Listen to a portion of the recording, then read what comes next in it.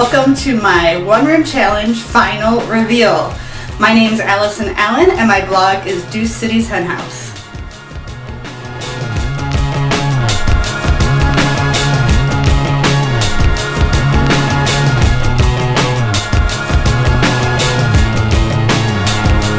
So the biggest design challenge with the room is its small space. It's about 10 by 10 square feet.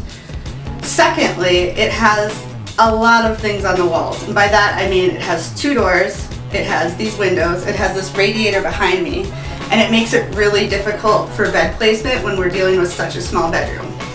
The biggest challenge was figuring out how to lay out the bed and how to incorporate it so it looked cohesive with the rest of the space.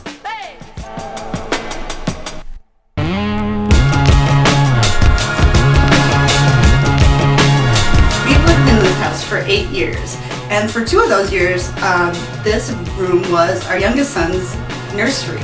Since then, it's been used for guests when they have to sleep over, when they've been hanging out too long.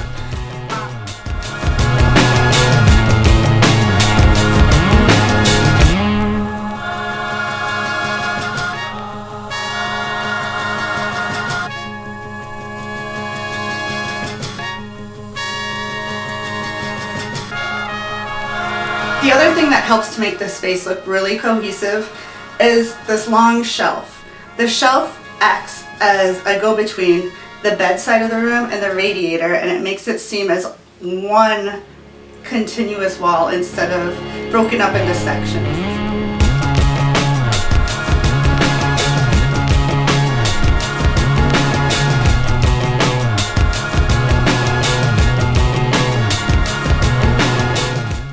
One of the biggest statements of the room is something I was really excited about. This room has always been a place where I bring any sort of plant that needs a little extra sunlight. This is our only south-facing room and it gets wonderful, wonderful light throughout the day. I decided it would be really cool to be able to highlight this light and the plant's love of the light by making a brass trellis. I had been playing around with fittings and parts from leftover lamp pieces from making my lighting fixtures, and it occurred to me that I could make this really cool wall trellis out of the pieces.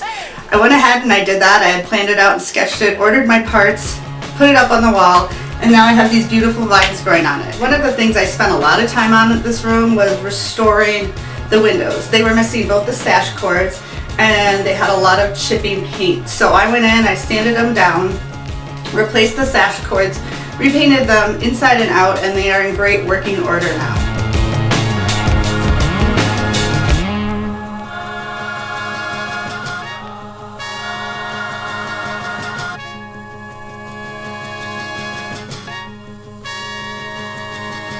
Let me tell you about the doors.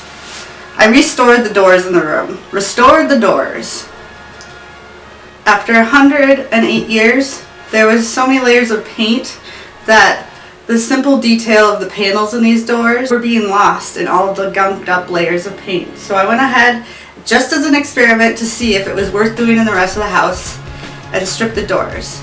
Verdict's still out on whether or not it's worth it. I'm just not sure it's worth all the work. We'll see.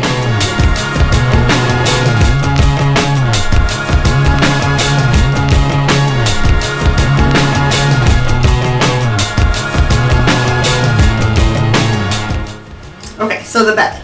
I didn't want to spend a ton of money on this room, even though it always seems like you really do spend more than you want to. But I wanted to reuse the Malm Ikea bed that we had, and I started brainstorming ways of making it look not like an Ikea bed. And I knew that upholstering was probably going to be the best way to do that. And as I started sketching and thinking about it, I saw this blog post about a channel tufted bed, and so I took from that a little bit, added to it. I added my own custom light fixtures that I made and my own little bedside floating shelves. I extended the whole headboard of this unit and I made it into its own beautiful blue, wonderful full-size bed. And this is how you fit a full-size bed, 2 nightstands, and a radiator in a 10-foot long space.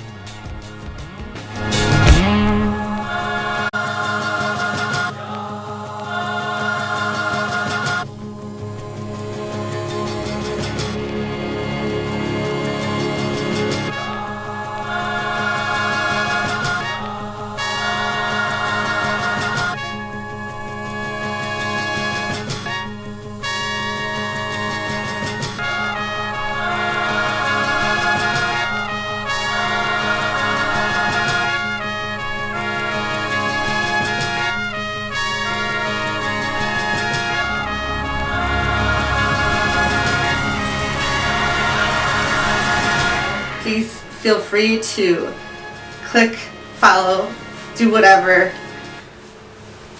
you do on the internet. Subscribe. Yeah, thank you guys. Thanks for following along, guys. Thanks for following along, guys. Thanks for following along, guys. It was a lot of fun. You get what I mean.